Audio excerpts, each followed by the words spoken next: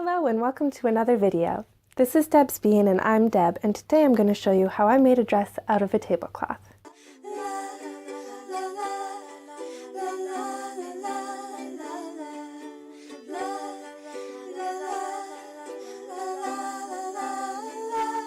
My sister bought some floral fabric from the thrift store a few weeks ago and decided that she wanted a mori-style dress, and she enlisted my help to make it. She bought me a tablecloth that was a heavy, ornate fabric so that I could make one as well. Here's how we did it. For the bodice, I cut two rectangles with my shoulder to shoulder measurement one way and my shoulder to waist measurement the other. For me, this was 20 by 18.5 inches. For the skirt, I wanted it a bit fuller, so I made it 1.5 times my hip measurement, giving me 63 inches. Then I measured my length from my waist, which for me was 22 inches. I left the original hem of the tablecloth because it has some nice cording.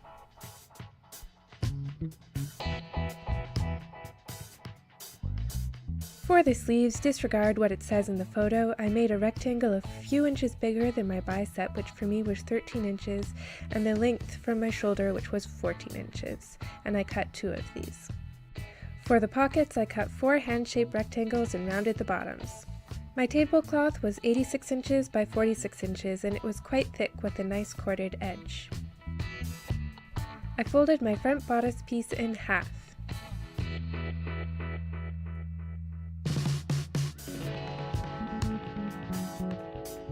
I measured down the fold 6 inches, then from the fold I measured across 3.5 inches, and I joined these marks with a curve and cut it out. This is the front neckline. For the sleeve holes, I measured down 9 inches and in 2.5 inches from the edge. I joined these marks with a diagonal line and cut that out.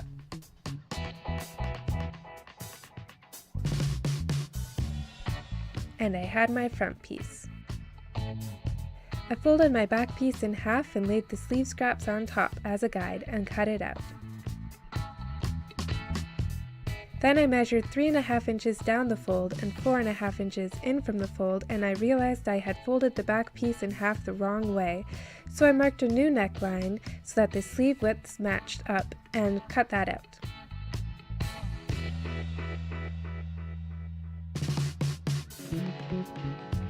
Then I trimmed the back bodice to match the length of the front bodice. And I had my back piece. I serged around the edges of the front and the back pieces, then sewed the shoulder seams together. To draft the Peter Pan collar, I folded the front bodice in half and marked the shoulder seam and the middle of the neckline and traced the half neckline as well. I added a 1/2 inch seam allowance to the shoulder seams and folded my fabric in half. Next, I freehanded the collar shape, leaving about 1 inch at the fold that is thin so the collar will stand out. I added seam allowance and I cut it out.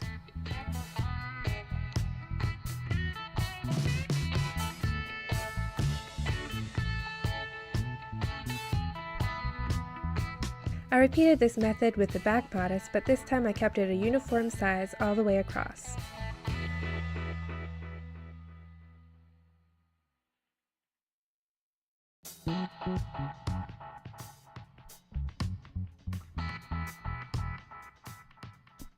Serge around your edges. I laid my collar pieces on a lining fabric and traced them and cut them out.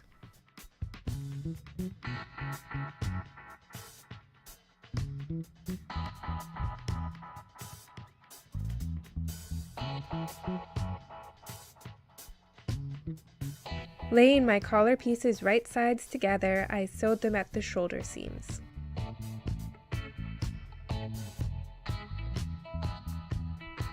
Next, I placed my lining on top of my main fabric and pinned them right sides facing.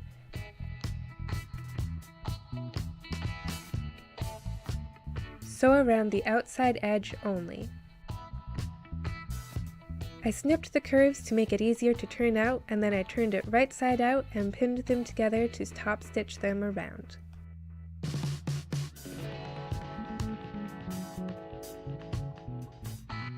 With my bodice right side down and my collar right side down, I pinned them together, starting at the shoulder seams and working my way around. Once sewn together, I flipped the collar to the right side and pinned it and top stitched it in place. I folded my sleeve pieces in half and measured down 6.5 inches and free-handed a curve to the top of the shoulder. I cut this out and repeated on the other arm.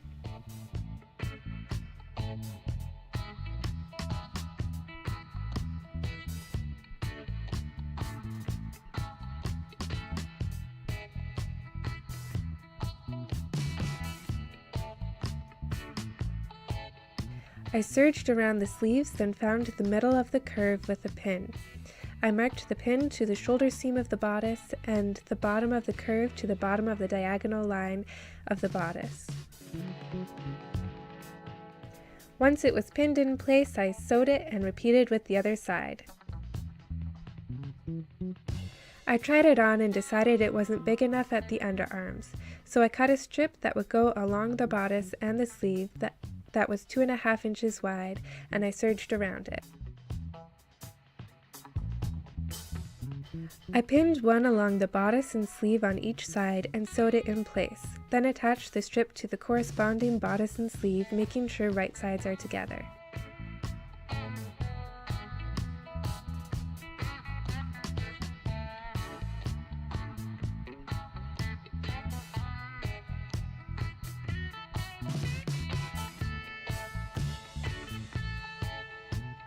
I tried on the bodice to make sure it fits and decided to gather the sleeves with cuffs. So I cut 2 rectangles 12 inches by 5 inches and serged around them.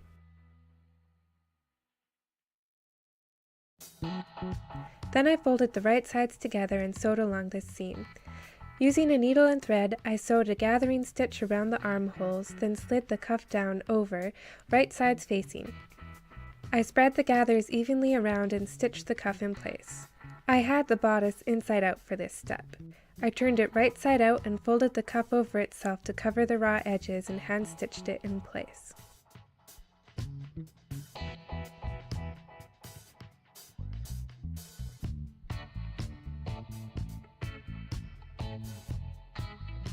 Next, I serged around the pocket pieces and the skirt. I clipped the pocket pieces to the skirt right sides facing 7 inches down and stitched them in place.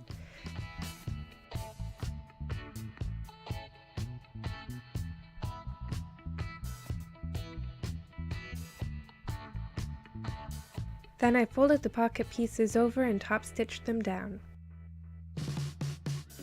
I lay the skirt pieces together and clipped and sewed along the side seams around the pockets.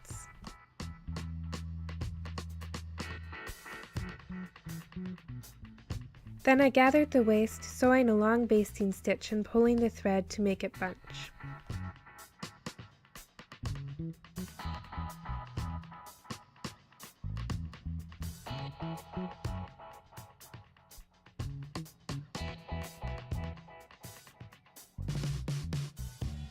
I put the bodice over top and clipped it in place, making sure the gathers were evenly spread, and then sewed around.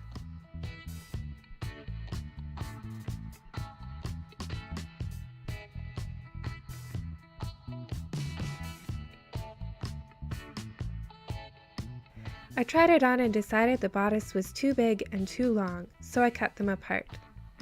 I serged along the top of the skirt and I measured a new length for the bodice and cut off 3 inches.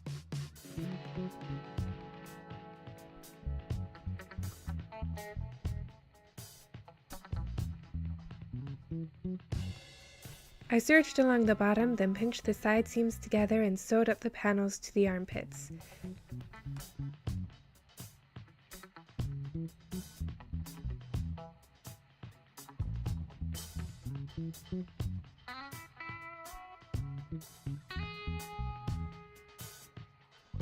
I decided on a pleated skirt instead, so I divided the front and back of the skirt into quarters and repeated on the bodice.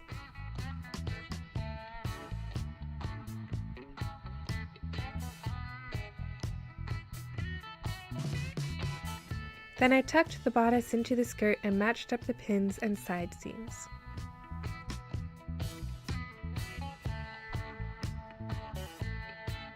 I made 1 box pleat in each section and sewed the seam together.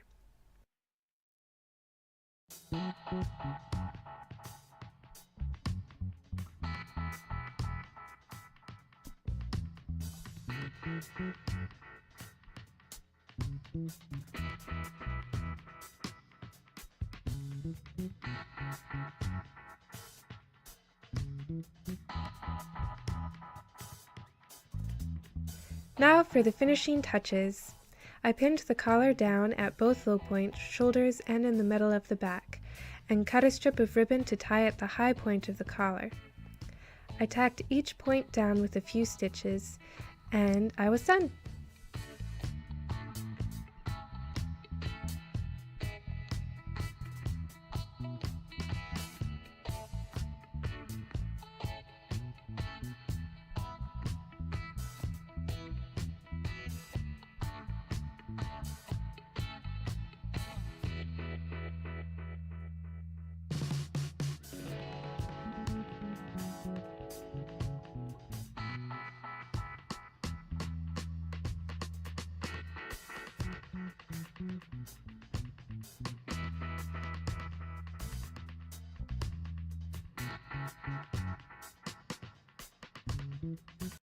The finished dress is fancier than I anticipated, but I love it nonetheless. I have already worn it to a Christmas concert, and I plan to wear it to other Christmas festivities as well. I hope you enjoyed this tutorial and that you found it helpful in some way. If you have any questions, feel free to leave them down below in the comments and I will do my best to answer them. Have a lovely day and a happy Christmas. Bye!